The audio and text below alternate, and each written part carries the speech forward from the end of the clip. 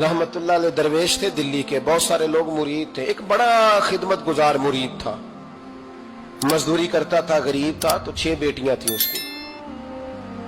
हजरत साहब के पास रोज आके कहता, हुजूर बच्चियों के लिए दुआ करें, अल्लाह कोई असबाब पैदा कर दे।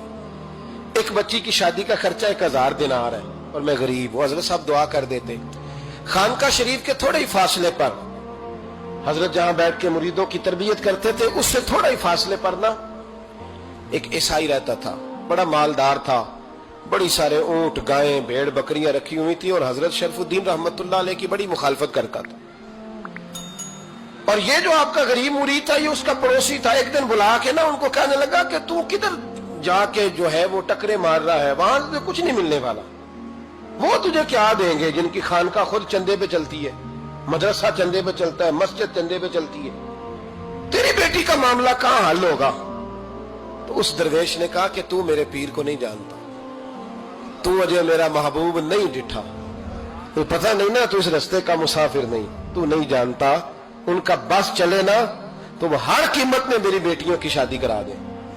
अब वो ईसाई था, कहने लगा अच्छा चलो ठीक है, अगर इतनी बात है ना तो जाओ उनसे जाके कह दो कि 6 साल के लिए मेरे साथ मुआहदा कर लें, तो मेरे जानवरों को चारा डाल दिया करे, 6 साल ड्यूटी करे, मैं 6000 दिनार दे देता हूं।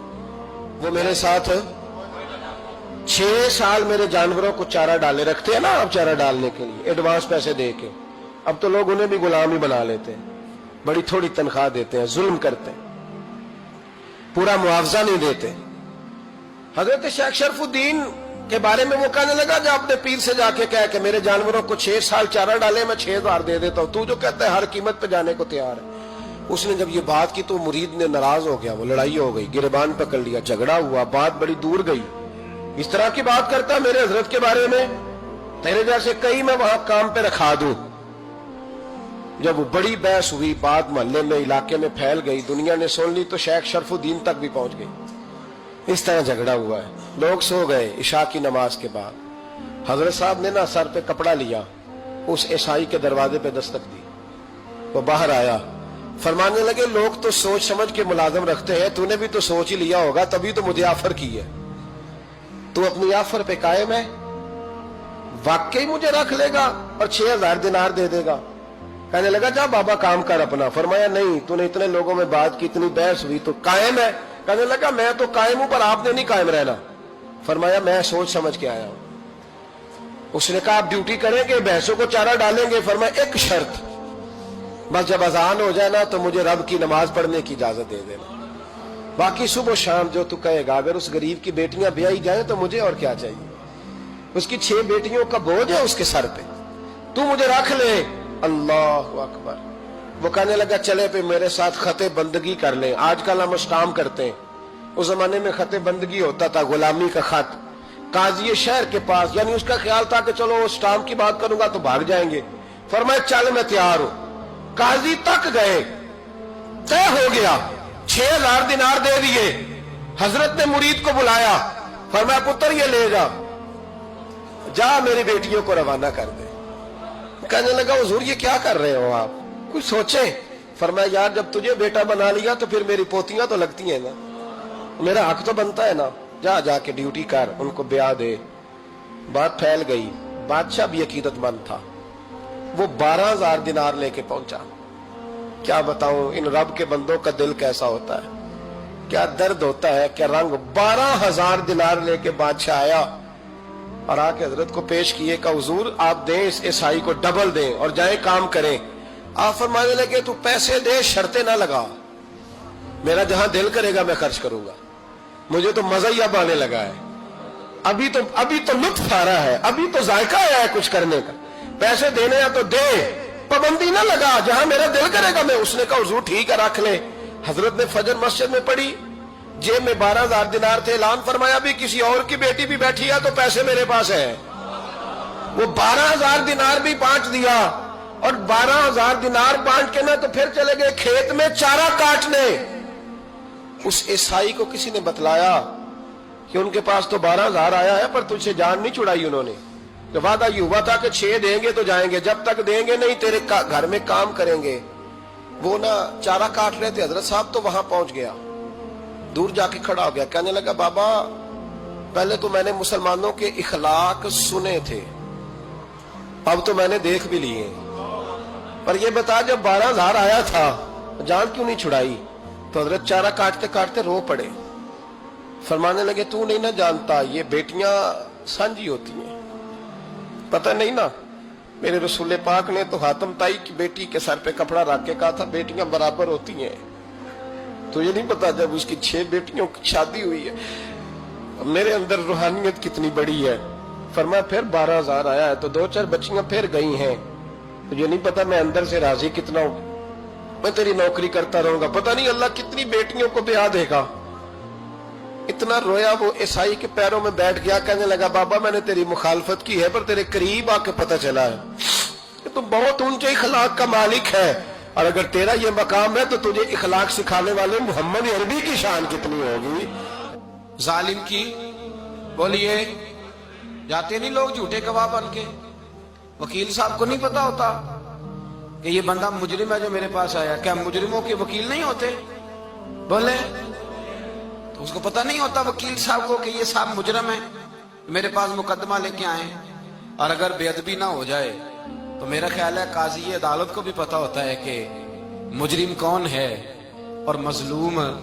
میرے نبی پاک صلی اللہ علیہ وسلم نے اس قدر زیادہ سختی فرمائی اس مسئلے میں، فرمایا جس کو پتا تھا کہ فلاں آدمی ظالم ہے، ظلم کر رہا، پھر وہ ظالم کا گواہ بنا یا اس نے ظالم کی مدد کی، کتنی کی؟ شارحین لکھتے ہیں چاہے اس نے ایک جملہ بول کے کی، چاہے ایک، سارے بولیے، چاہے ایک غریب کو اس نے ظلم کیا تو کہتے ہیں علاج یہ سی، چاہے ایک جملہ بول کے کی، شارحین اس حدیث کی شرح میں لکھتے ہیں ایک جملہ بول کے چاہے مدد کی، جس بندے نے کسی ظالم کی مدد کی کسی مقدمے میں یا کسی صورت میں اور اسے پتا تھا یہ ظالم ہے، میرے نبی پاک صلی اللہ تعالی علیہ وسلم فرماتے ہیں اگر اس نے مدد کی، ابھی ظالم کی بات نہیں ہو رہی، ظالم کے مددگار کی بات ہو رہی، اگر کسی نے ظالم کی مدد کی تو حضور فرماتے ہیں خدا بھی اس سے بری و ذمہ ہے، رسول بھی اس سے بری و ذمہ ہے۔ سنبھال کے رکھے اپنی نمازیں، قربانیاں، حج، زکوٰۃ سنبھال کے رکھے۔ اگر ظالموں کا مددگار ہے، الیکشن آ لینے دے، آپ کو نظر آ جائے گا کون کون ظالموں کا مددگار ہے، نظر آ جائے گا۔ اپنی جیب سے لوگ پیسے دے کے ظالموں کی مدد کریں گے، ان کے فلیکس چھپوائیں گے، بورڈ لگوائیں گے، جیبوں سے پیسے دے کے۔ ہم نے خود آگ لگائی ہے چمن میں اپنے، بے سبب گردشی ایام کو الزام نہ دو، ہم نے خود نور کا ظلمت سے کیا ہے سودا، کر کے توہین سحر شام کو الزام نہ دو۔ ظالموں کے مددگار میدان میں آ گئے، یہ چھوٹا لفظ نہیں، میرے حبیب پاک صلی اللہ علیہ وسلم نے فرمایا جو ظالم کا مددگار ہے سن لے جو سجن کے ساتھ کچہری جاتا ہے، وہ یاد رکھے جو دوست کا گواہ بنتا ہے، وہ یاد رکھے جو کہتا ہے میں مانگی گیا تھا، مجھے بلایا گیا تھا قبضہ چھڑانے کے لیے کسی غریب بیوہ کی جائیداد پہ، کب وہ سن لے تو مدد کر کے نہیں آیا، تو خدا کے ذمے سے نکل گیا ہے۔ رسول پاک نے فرمایا تیرا میرا تعلق ختم ہو گیا، تو ظالم کا مددگار ہو گیا، پھر تو کہتا میں بے چین ہوں، میں بے قرار ہوں، میں آزمائش کا شکار ہوں۔ پلٹ کے دیکھ تو صحیح تیرا گناہ کتنا بڑا ہے۔ میرے نبی پاک صلی اللہ علیہ وسلم کا ایک اور فرمان سن لیں، ابن ماجہ ابو داؤد میں موجود ہے، اس حدیث کو آپ نے یاد کر لینا ہے، کر لیں گے انشاءاللہ، سارے کہیے انشاءاللہ کر لیں گے یاد۔ حضور صلی اللہ علیہ وسلم نے فرمایا اگر تو ظالم کی مدد کرے گا نا، یہ لفظ دل کی تختی پہ لکھ لینا، یہ مکافات عمل ہے، مکافات عمل دنیا، ادھر کرو گے تو ادھر بھرو گے۔ فرمایا اگر تو کسی ظالم کی مدد کرے گا، سن لے حضور کا فرمان ہے، اگر تو ابن ماجہ ابو داؤد سیاہ میں موجود ہے، فرمایا اگر تو کسی ظالم کی مدد کرے گا تو رب تعالیٰ مرنے سے پہلے پہلے تیرے اوپر بھی ظالم کو مسلط کر دے گا، تیرے اوپر بھی ایک دفعہ ظلم ضرور ہوگا اگر تو ظالم کی، وہ کسی صورت میں بھی ہو سکتا ہے، کسی صورت میں تیرا بیٹا ہی اٹھ کے ظلم کر دے گا، تو الجھ جائے گا، کسی نہ کسی جگہ تیرے لیے تباہی کا سامان ہوگا، تیرے اوپر ظلم ہوگا، اس لیے کہ تو ظالموں کا مددگار ہے۔ چاہیے یہ تھا کہ تو مظلوم کی مدد کرتا، انسانی ایمانی یقین کا فریضہ سر انجام دیتا، تو ظالموں کا مددگار ہو گیا۔